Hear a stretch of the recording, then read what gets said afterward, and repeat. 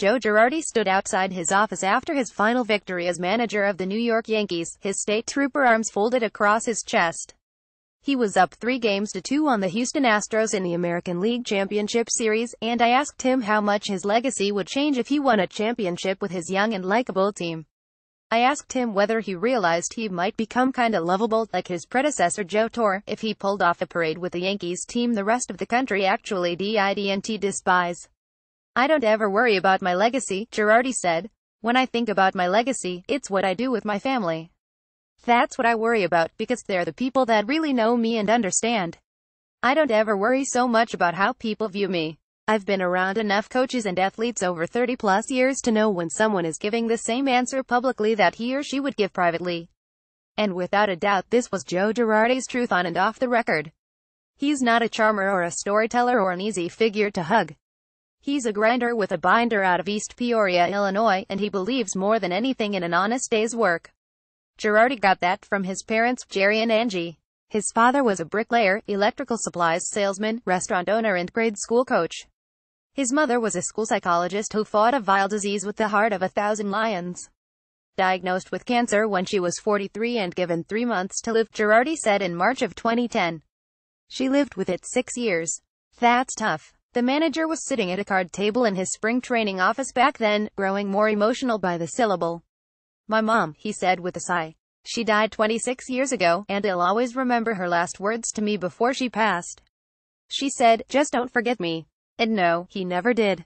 Girardi grew emotional 3 times in my presence in his 10 years as Yankees manager, talking about his mom, talking about his dad, and thanking me for writing a story about his old man over the weekend when he died during the 2012 playoffs. Jerry, an Air Force man in the Korean War, had been a long-suffering victim of Alzheimer's. "I saw what my father did just to feed us all," Girardi said. "The toughness I saw in my parents showed me you have to work through adversity and not let it affect what you do." Jerry once broke his thumb trying to change his spigot on a bathtub, and it ended up bleeding all over the bathroom. "But he taped it up and finished the job," Joe said. "That's what my mom did, too. She finished the job. That's what I saw every day." Girardi was about family and work, work and family.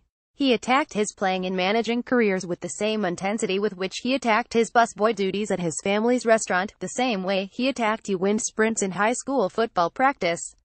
As a Yankees catcher in 1996, the start of the Torre Taravera dynasty, he made the cover of Sports Illustrated. Closer John Weddle and was pictured jumping into his arms.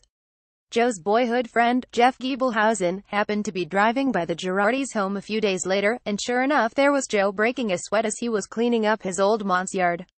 Seeing him, with rake in hand, Giebelhausen said, "I think Joe was enjoying that moment as much as he enjoyed winning the World Series." The ruling Steinbrenners and general manager Brian Cashman adored Girardi's work ethic, and the GM picked the former catcher over franchise icon Don Mattingly to succeed Torre.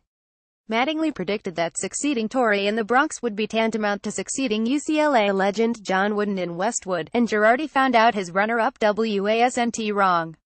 Torre wasn't the greatest tactician of all time, but he majored in the human heartbeat. Nobody could ever manage the big city noise and the relentless failure that defines the game of baseball like Joseph Paul Torre. Torre's strength was Girardi's weakness. Yankees executives thought Girardi logged more hours than Torre and that he rightfully embraced the new school analytics they wanted emphasized over old school instinct. In his first year, 2008, when he failed to extend the franchise's 13-year playoff run in the final season of the old Yankee Stadium, Girardi was a tense and distant figure who had uneasy relationships with players and the media.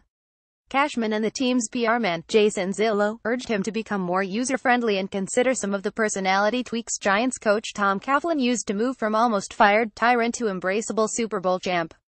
In danger of getting himself run out of town, Girardi agreed in the spring of 2009 to loosen up. He called Zillo into his office for a 90-minute meeting and broke out a yellow legal pad filled with notes on the kinder, gentler tweaks he was prepared to make. The Yankees won the World Series that fall, and the hundreds of millions of dollars they'd spent on free agents represented the chief reason why. But Girardi's softer approach helped, and it was noticed. Just as his failure to take additional steps along those lines was noticed. Ultimately, general manager Brian Cashman decided he wanted the Yankees' young stars to be nurtured and further developed by someone else. Kathy Willinsap Photohay lost himself in his job, devoting hour after hour and day after day to the study of video and stats and tendencies. Girardi prepared more like a football coach, and, hey, he was only following Torres' instructions. After the Yankees beat the Astros in Game 5 last week, Girardi remembered the day he was offered the biggest job in the sport. "I called Joe and asked him in a sense for his blessing," Girardi said, "and he said, I'm going to tell you right now, you have to be yourself. And that's what I've always tried to do. I can't be Joe Torre.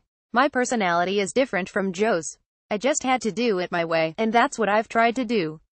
Girardi's way was good for a Yankees record, over 10 seasons, of 200 games north of .500.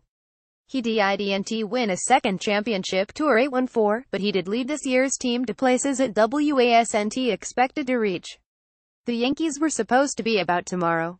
They were supposed to be about Aaron Judge and Gary Sanchez and Greg Bird growing old together and starting their own dynasty in a year or two. Girardi deserves his share of credit for expediting the process and landing his team one victory short of the World Series. The man who hired him, Cashman, decided he wanted those young stars to be nurtured and further developed by someone else. ID spent a lot of time around the Yankees from 1995 through 2015, and after reconnecting with them during the ALCS, it became clear that some in the organization still weren't thrilled with the relationship or lack thereof between the manager's office and the clubhouse. The thumbs-down Yankees sure looked loose and fun during October, but the notion that the players won the Cleveland series for Girardi after his review system blunder in Game 2 wasn't management felt was based in fact. As it turned out, Girardi needed to win the World Series to save his job and prove he could reach his players the way his bosses wanted them reached. These are pinstripe millennials, after all. Cashman praised Girardi's tireless work ethic after firing him Thursday, and Girardi responded in his own statement by thanking people up and down the organization, by thanking the fans and, yes, by thanking the news media, too. He's a good man, Joe Girardi. He won the World Series in 2009, and on the delirious ride back to suburbia, he stopped on a highway to help at an accident scene and stayed with a woman until the police arrived. But as Yankees manager, he wasn't warm or personable. Trying to wrap your arms around him was like trying to wrap your arms around a thorn bush. His college coach at Northwestern, Ron Wellman, once said of his former player, "Joe's not going to sacrifice his values and his beliefs for anything or anyone. He's going to bring a consistency and intensity every day. That intensity wore people out in the Bronx, and that's okay." Girardi did a pretty damn good job. Good luck to the guy who can replace Bill Belichick the way Girardi replaced Torre. He's not worried about his baseball legacy, anyway.